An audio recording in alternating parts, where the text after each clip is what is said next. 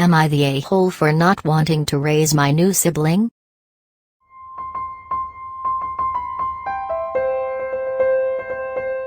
I am a 24-year-old woman who just finished my bachelor's degree and started my first professional job. I had a rough childhood growing up. My father was an alcoholic and my mother didn't really want to be a mom and she was out partying all of the time. My sister is 16 now and I feel like she is my kid. We were left alone for days and even weeks at a time when I was growing up. My sister was much younger than me, so I took over the role of being a parent to her. I was the one who washed her hair and helped her with her homework and held her when she cried and made sure she had food to eat. My parents never did any of that for us. When I was 16, something happened at my parents' house that made me fear for both my safety and my sister's safety, so I moved out and took her with me. My parents didn't care. I got 2 part-time jobs, went to school, and raised my sister the best I could. We were really poor, but I would have given my life for her, still would, and she is really good kid. A few years ago, my father died and my mom remarried. The new husband is pretty much a carbon copy of my father. After my father's death, my mom reached out to me for the first time in years and said she wanted to be back in my and my sister's life. I didn't really want to, but my sister wanted to, so I did it for her. At first it was okay, but my mom is back into drugs and her new husband is just as bad if not worse. The problem is my mom and her new husband had a little girl. She is 6 months old now, and apparently they are doing the same things that she and my dad did with me and my sister, leaving her alone for hours at a time. I was not aware of this, but I have to say I am not surprised.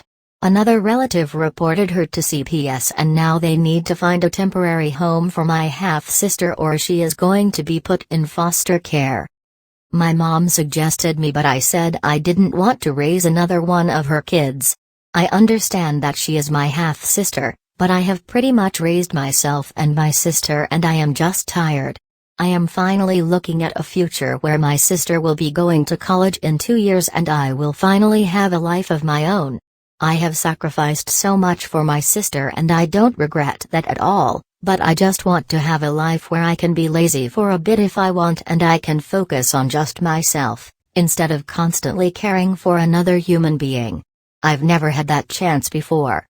My mom is livid and saying that I am a horrible person for not taking in my half-sister. She says it will be temporary until she gets her life cleaned up, but this woman has never had her life in order.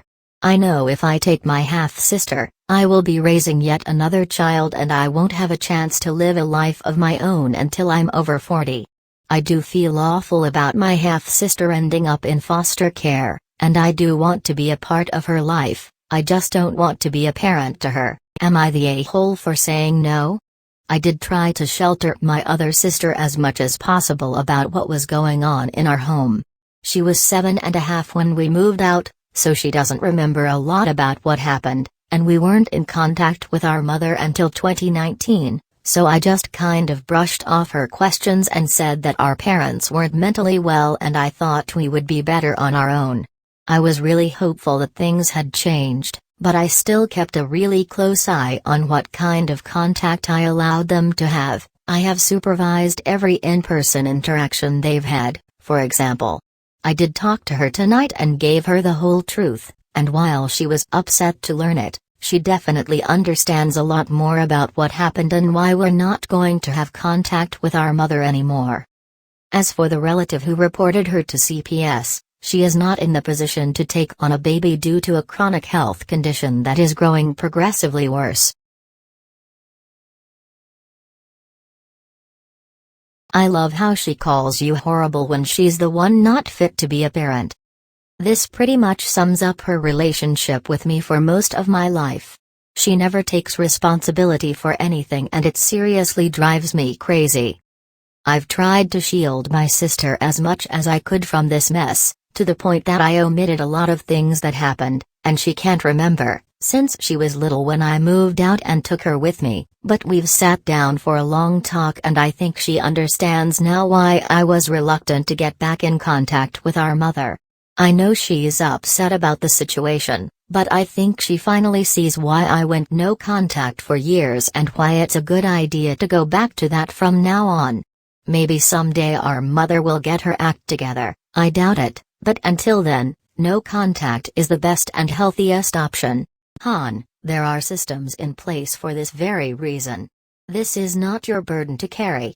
It's also not fair to the baby for her to be raised by someone who needs to recover and heal from past trauma. She needs to go to a home with someone emotionally, physically and financially able to care for her. As someone with past trauma who only recently began to fully let it go, there's a quote that helps me: "This mountain you are carrying, you were only ever meant to climb." You've climbed the mountain and done an amazing job with yourself and your sister. Don't carry the mountain on your back for 18 more years. If baby goes to foster care, you can offer to visit and be a part of her life, but don't feel that you need to take her on. AITA. You are far from an awful person. I raised my sibling for the most part and I don't regret that, but it has a huge impact on you. My sibling is doing very well, on the other hand have severe PTSD and depression and anxiety. Taking on the care of an infant is not your best interests, it is not in the best interest of your 16-year-old sister, and ultimately it is not in the best interest of your infant sister. Not because you would be a parent but because it's asking for more than you have to give. You not only deserve to have a life that you choose to live, but it's very important for your mental health and emotional health. You have probably been told how mature you are for your age, and you are, but when we are forced to be parents to our siblings we have to grow up too quickly and we miss some developmental stages that very important. You need and deserve the time to experience things. Your infant sister will be better off with people who are in a better situation to care for her. Sometimes the best choices are the hardest ones to make, as I'm sure you know. Please don't feel any guilt or shame about not raising another child right now. You are doing the right thing for everyone involved. Just because your mom disagrees with you doesn't mean she is correct. You know what she did to you. Her opinion is worth nothing. Couldn't agree more. My parents forced me into the parental role all of my life. I have been cooking, cleaning, and taking care of others since I was in elementary school. I struggle with severe anxiety and depression as a result of constantly living to please others. My siblings are all thriving, and I am so happy for them, but my life has had a few more challenges.